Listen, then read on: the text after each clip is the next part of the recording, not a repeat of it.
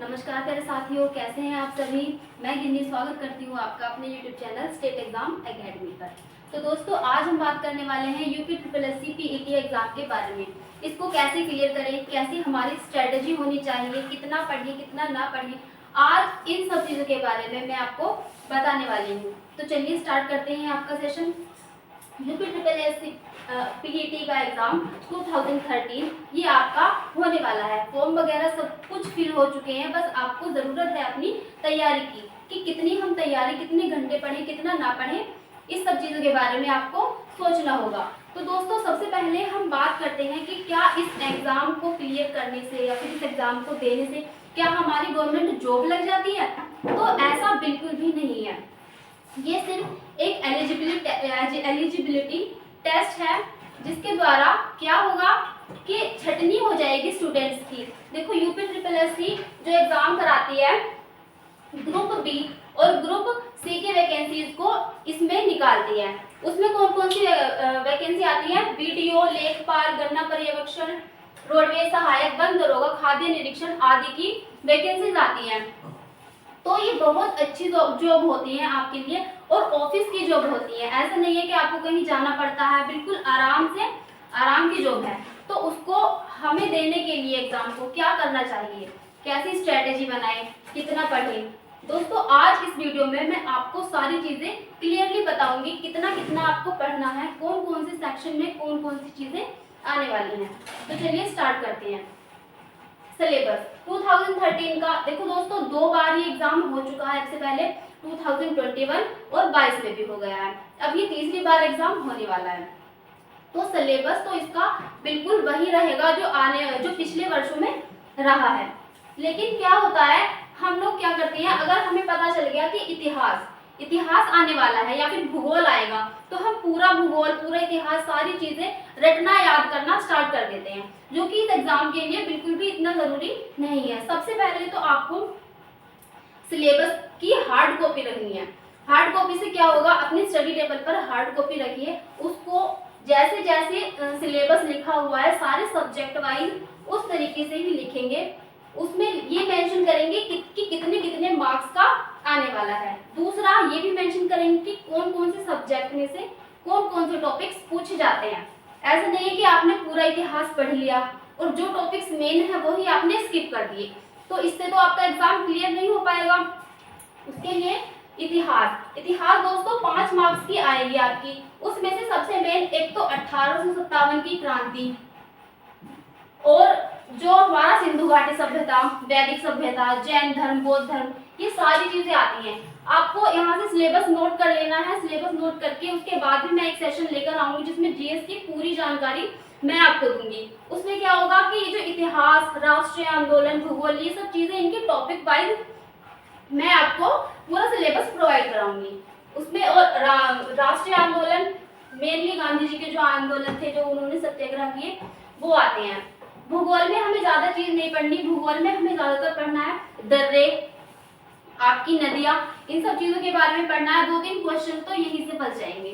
तीसरा आता है संविधान। संविधान में मेनली आपको एक तो संविधान सभा का टॉपिक पढ़ना है।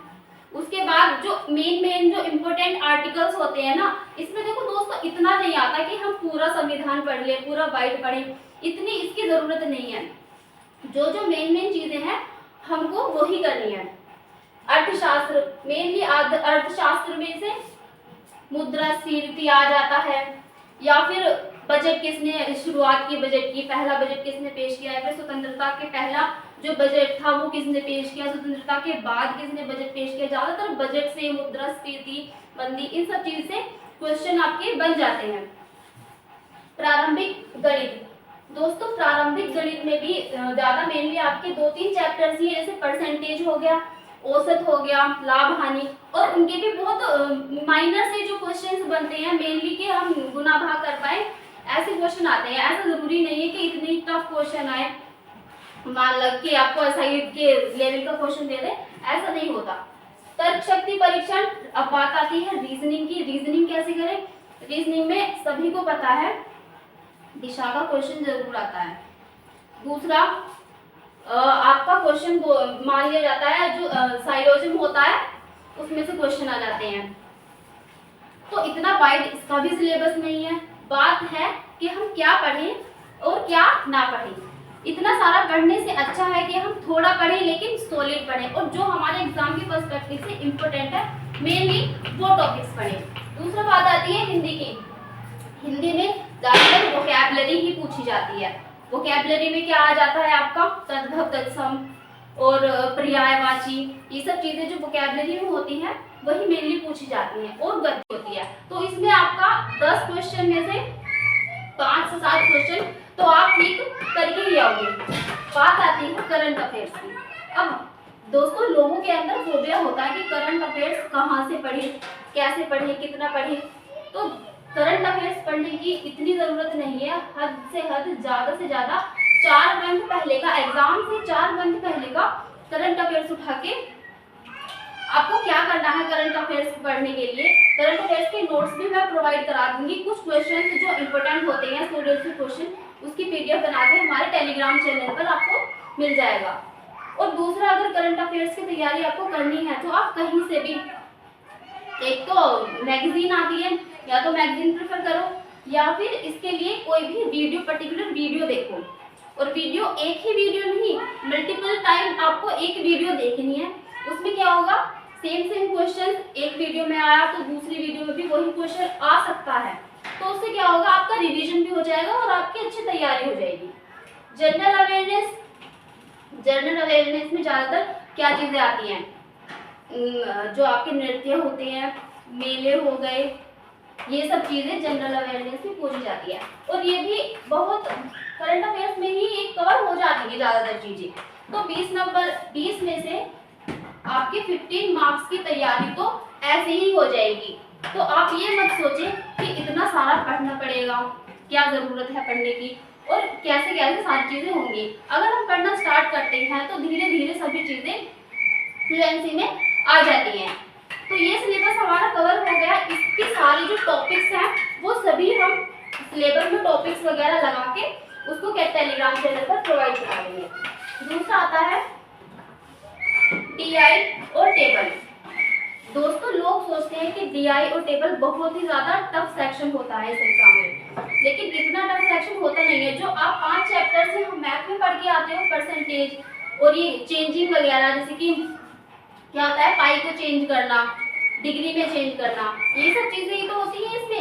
एवरेज हो गया, तो इसमें इतना फोबिया नहीं है, डरने की ज़रूरत नहीं है। क्या करना है, 1 से 2 क्वेश्चन अभी से अगर लगाना स्टार्ट करोगे तो एग्जाम तक आपको बहुत अच्छी उसकी प्रैक्टिस हो जाएगी।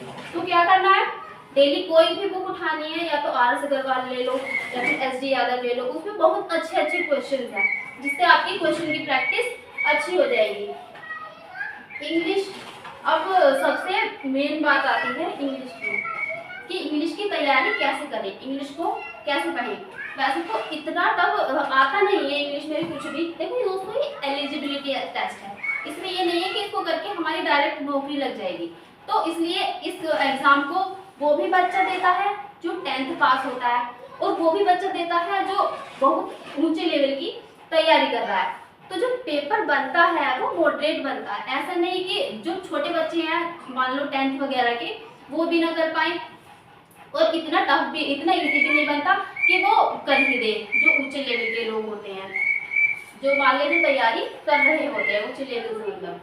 अब इंग्लिश को क्या करना है, इंग्लिश को अगर आप, मैं बोलूँगी कि इंग्लिश को अगर आपको बिल्कुल भी इंग्लिश नहीं आती तो इंग्लिश को स्किप करके आप अपना टाइम अगर हिस्ट्री में दोगे तो बेस्ट रहेगा, है ना दोस्तों।